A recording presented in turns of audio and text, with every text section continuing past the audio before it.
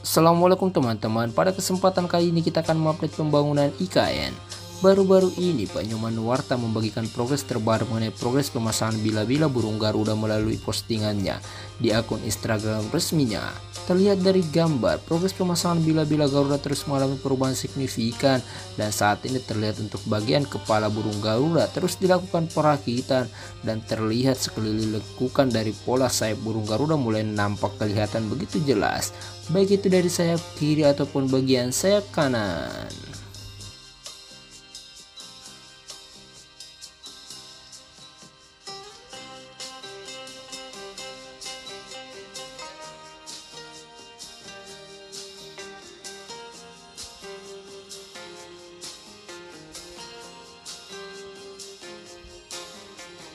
Sementara untuk bagian atas burung Garuda terlihat beberapa rangka baja yang menutupi bagian atas burung Garuda terlihat telah dirakit dan terus mengalami perubahan yang cukup baik.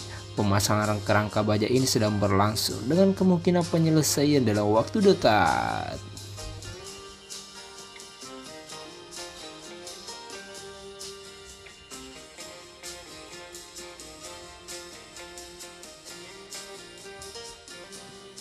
Perakitan bila Garuda sendiri telah dilakukan di tempat terpisah, yaitu di workshop kedua. Bila Garuda dibuat dalam bentuk segmen untuk memudahkan pemasangan pada struktur baja. Jumlah total modul burung Garuda adalah sebanyak 465 modul. Masing-masing sendiri modul terdiri dari 10 bilah Garuda. Setiap bilah Garuda dibuat dalam bentuk segmen untuk mempermudah pemasangannya pada struktur baja. Sejauh ini sekitar 12.282 bilah telah terpasang di kantor presiden, baik pada struktur utama maupun posisi sayap kiri dan kanan. Diharapkan bahwa proyek ini akan selesai tepat waktu dan menjadi ikon baru di Kalimantan dan lalu akan menjadi daya tarik wisata yang memukau.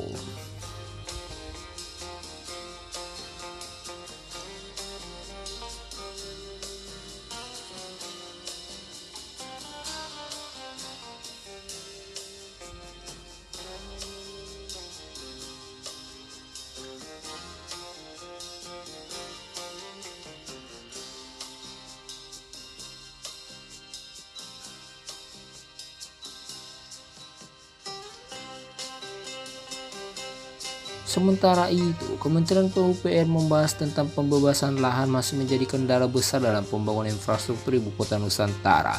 Hingga saat ini, ada 2.086 hektar lahan yang akan dibebaskan pemerintah di Kecamatan Sepaku, Kabupaten Penajam Pasar Utara. Untuk itu, pemerintah segera menyiapkan ganti rugi maupun relokasi bagi masyarakat yang terdampak. Ketua Tim Satgas Pelaksanaan Pembangunan Infrastruktur IKN Pak Danis Hidayat Sumadilaga mengatakan pemerintah tengah melakukan pendekatan kepada masyarakat terkait masalah pembebasan lahan ini. Dia mengklaim bahwa pembebasan lahan nantinya tidak akan merugikan masyarakat.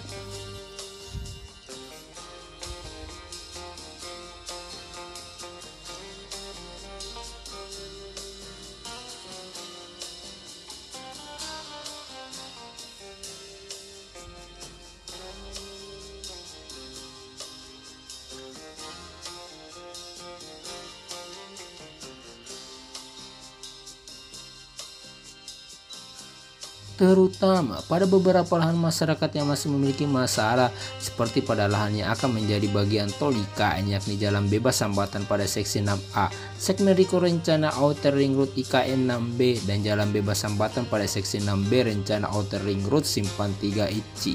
Kemudian juga lahan yang berada di daerah Sungai Sepaku di Kecamatan Sepaku. Saya kira kemarin sudah ada solusinya, pada tanggal 7 Mei ada rapat. Intinya bagaimana progres pembebasan tanah itu tidak merugikan masyarakat. Jadi dengan pendekatan PDSK Plus, jadi penanganan dampak sosial kemasyarakatan plus, katanya dalam dialog daring pada hari Selasa tanggal 14 Mei lalu.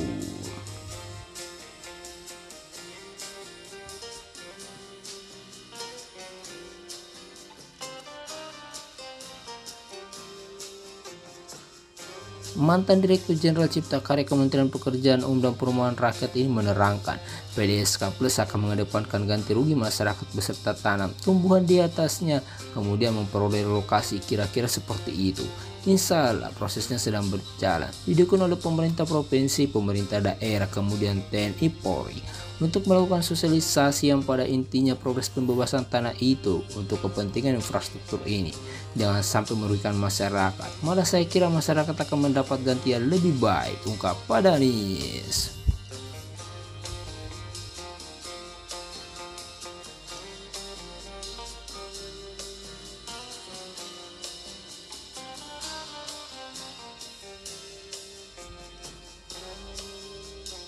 Pemberian PSDK Plus ini bukan hanya berupa ganti rugi kepada masyarakat terdampak, akan tetapi pada masyarakat yang terkena pembangunan IKN. Pemerintah memutuskan untuk memberikan manfaat tambahan, di mana masyarakat yang masih tinggal di area dalam penguasaan otorita IKN, selain mendapatkan uang ganti rugi, juga akan mendapatkan pemberian relokasi berupa pembangunan rumah di dalam kawasan IKN. Sebelumnya, pada hari Senin tanggal 13 Mei, Direktur Pengamanan Pembangunan Strategis pada Jaksa Agung Muda Intelijen melaksanakan rapat koordinasi pengamanan pembangunan strategis proyek strategis nasional jalan tol dan percepatan pembangunan IKN. Rapat dilaksanakan di lantai 22 Gedung Utama Kejaksaan Agung Jakarta. Jamintel Kejagung Reda Matuh mengatakan kehadiran kejaksaan dalam proyek strategis nasional termasuk pembangunan IKN untuk membantu program-program pemerintahan.